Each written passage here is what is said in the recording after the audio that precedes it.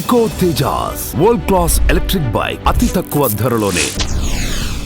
తెలంగాణలో మరో సంచలన ఘటన చోటు చేసుకుంది. నల్గొండ జిల్లా సూర్యాపేటలో పరువు హత్య కలకలం రేపుతోంది. ఆదివారం అర్ధరాత్రి నగర శివారులోని మూసీ కాల్వకట్టపై ఓ యువకుడు దారుణ హత్యకు గురయ్యాడు. మామిళ్లగడ్డకు చెందిన వడ్లకొండ కృష్ణ అలియాస్ మాలపంటి అనే యువకుడు హత్యకు గురైనట్లుగా పోలీసులు గుర్తించారు.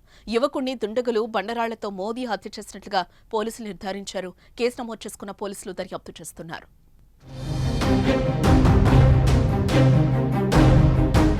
ఇక మృతుడు మామిళ్లగడ్డకు చెందిన కృష్ణ ప్రేమ వివాహం చేసుకున్నాడు. 6 నెలల కిందట భార్గవి అనే అమ్మాయిని కులాంతర వివాహం చేసుకున్నాడు.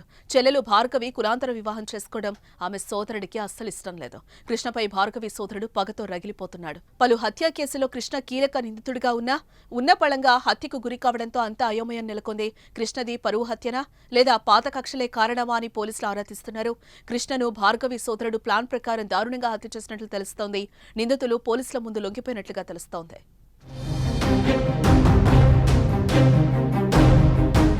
మరోపక్క కృష్ణ మృతిపై భార్య భార్గవి కన్నీరు మున్నీరుగా విలపిస్తోంది. సాయంత్రం 5 గంటల సమయంలో ఎవరో మహేష్ అనే వ్యక్తి కాల్ చేస్తే బయటకు వెళ్లాడని, ప్రతిసారి తనకు చెప్పి వెళ్లేవాడని, కానీ ఆ రోజు తనకు చెప్పకుండా బయటకు వెళ్లాడని భార్గవి కన్నీరు మున్నీరుగా విలపిస్తోంది. నిందితులపై కఠిన చర్యలు తీసుకోవాలని డిమాండ్ చేస్తోంది. ఇక చాలా రోజుల నుంచి ప్రశాంతంగా ఉన్న రాష్ట్రంలో సూర్యాపేట జిల్లాలో పరువు హత్య మరోసారి కలకలం రేపుతోంది. ఈవినింగ్ టైంలో 5ంటికి బయటికి వెళ్ళిండు. నాకు చెప్పకుండా ఎప్పుడైనా చెప్పి వెళ్తాడు, అసలు చెప్పకుండా ఎవరో మహేష్ అనే పేరు ఫోన్ చేసిండు, వెళ్ళిండు ఏదో తీసుకొస్తా సరే అని చెప్పి. నాకైతే వాళ్ళ మీదే ఉంది. చాలగడ్డ అంటే ఎవరు నాకేం చెప్పలేదు, అసలు చెప్పి కూడా పోలేదు. ఎప్పుడైనా చెప్పి పోతాడు. మీ పేరెంట్స్ మీద ఏమైనా అనుమానం ఉందా? ఈ మధ్యకాలంలో మీ అన్న ఏమైనా బెదిరిస్తుందా?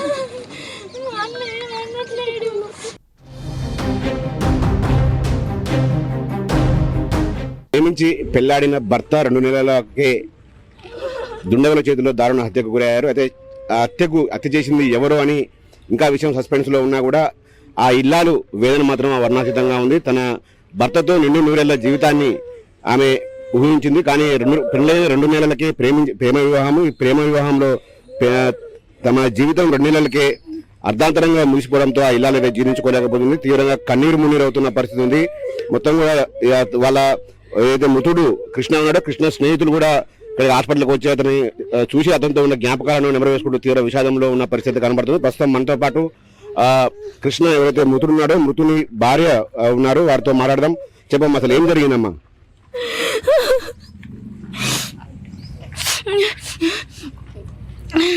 నేనెవరో ఫోన్ చేసిర్రు. ఈవినింగ్ 5కి అట్లా బయటికి వెళ్ళిండు. 7కి అని అడిగితే నాకేం చెప్పకుండా వెళ్ళిండు. నేను నార్మల్గా ఫోన్ మాట్లాడుతుంటే 7కి అన్నా చెప్పకుండా కూడా వెళ్ళిపోయిండు. ఎవరో ఆయన ఫోన్ చేసిండు మహేష్ అని, ఆయన రమ్మన్నాడు. 7కి రమ్మంటే వెళ్ళిండు. అదే చెప్పిండు, నాకు ఏం తెలియదు. ఇంకా అంటే రెగ్యులర్ గా రోజు ఫోన్ ఇంట్లో పెట్టి పోయి వెళ్ళాడా? ఫోన్ తీసుకో వెళ్ళలే కదా, ఫోన్ ఎందుకు తీసుకెళ్ళలేదు? రెగ్యులర్ గా అట్టే జరుగుతుంటుందా లేకపోతే? లేదు, ఒక్కొక్కసారి నేను నార్మల్గా ఒక్కదాన్ని ఉంటా అని చెప్పి ఫోన్ ఇచ్చేసి వెళ్తాడు. ఎప్పుడు మ్యాక్సిమం ఎప్పుడు తీసుకెళ్తాడు ఫోను. అంటే మీకు వివాహం జరిగి ఎంతకాలం అయింది? మీది లవ్ మ్యారేజ్ అని కూడా తెలుస్తా ఉంది. ఎంతకాలం అయింది మీరు ఊహించుకోండి? మీరు పెళ్లి చేసుకునేటప్పుడు మీ పెద్దల నుంచి కానీ, మీ కృష్ణ పెద్దల నుంచి కానీ ఏమైనా వ్యతిరేకత, ఏమైనా అబ్జెక్షన్ వచ్చిందా? మా మమ్మీ, మా డాడీ వాళ్ళు, మా అన్నలు ఒప్పుకోకపోతే ఇంకా మా ఇంట్లో మేము ఉన్నాం సూర్యాపేటలో. సరే, వాళ్ళు సైలెంట్గా ఉన్నారు, మేము సైలెంట్గానే ఉన్నాము. వాళ్ళు ఏం అనలేదు ఇప్పటి వరకు అయితే. మీతో మాట్లాడుతున్నారా రెగ్యులర్ గా వాళ్ళు, మీ పేరెంట్స్ కానీ వాళ్ళ పేరెంట్స్ కానీ? మమ్మీ అప్పుడప్పుడు మాట్లాడుతుండే, అంతే. అంటే ఒకవైపు అయితే ఒక ఆరోపణలు అయితే మీ పేరెంట్సే చంపివేశారు అనుమానాలు కూడా వాళ్ళ కొంత వ్యక్తం అవుతున్నాయి సూర్యాపేట టౌన్లో. వాస్తవం ఉండొచ్చు అది? మీకు ఎవరిపైన అనుమానం? నాకైతే ఆయన ఫోన్ చేసిండు, ఆయన మీనే ఉంది. ఊకంటే ఆయన ఫోన్ చేస్తుండు, ఆడికి ఈడికి రమ్మంటుండు, ఏదేదో చెప్తుండు. మొత్తానికి నువ్వు లవ్ మ్యారేజ్ చేసుకున్నావు, మీ భర్త అర్ధాంతరంగా చనిపోయాడు. ఏంటమ్మా అసలు ఏమనిపిస్తుంది? మీ భవిష్యత్తు ఏంటి అసలు? చంపేసిన వాళ్ళని నేనైతే ఊకోను. నేను అలా ఖచ్చితంగా నేను కేసు పెడతా.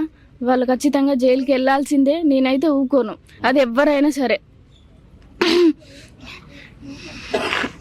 ఇది ఈ కృష్ణ వాళ్ళ భార్య చెప్తా ఉంది, చనిపోయిన వాళ్ళని ఎంతటి వారైనా కూడా వదిలిపెట్టను, మా పేరెంట్స్ ఉన్న అందులో కూడా వాళ్ళని వదిలే ప్రసక్తి లేదని కూడా ఆమె చెప్తా ఉంది. అయితే నిన్న మహేష్ అనే వ్యక్తి అయితే ఫోన్ కాల్ చేశాడు కృష్ణకు. ఆ మహేష్ కాల్ చేయడం ద్వారానే తను ఒంటరిగా ఇంట్లో ఉన్న నేపథ్యంలో తన మొబైల్ నాకు ఇచ్చి ఆమె బయటకు వెళ్ళిపోయాడు. నిన్న బయటకు వెళ్ళిన కృష్ణ ఇక తిరిగి రాలేదు. ఈరోజు ఉదయం పోలీసులు సమాచారం ఇస్తే కనుక నాకు తన ఆచూకీ తిరిగి రాలేదని కూడా ఆమె ఇల్లాలో చెప్తుంది. మొత్తంగా తన భర్తతో 200 జీవితాన్ని అయితే ఆమె ఊహించుకుంది. బంగారు భవిష్యత్తున్న ఈ యువజంట అర్ధాంతరంగా వాళ్ళ విషాదంలో అయితే ఆ జంట మునిగింది. తన భర్త ప్రేమించి పెళ్లి చేసుకున్న భర్త చనిపోయాడనే విషయాన్ని మాత్రం ఆమె జీర్ణించుకోలేకపోతా ఉంది.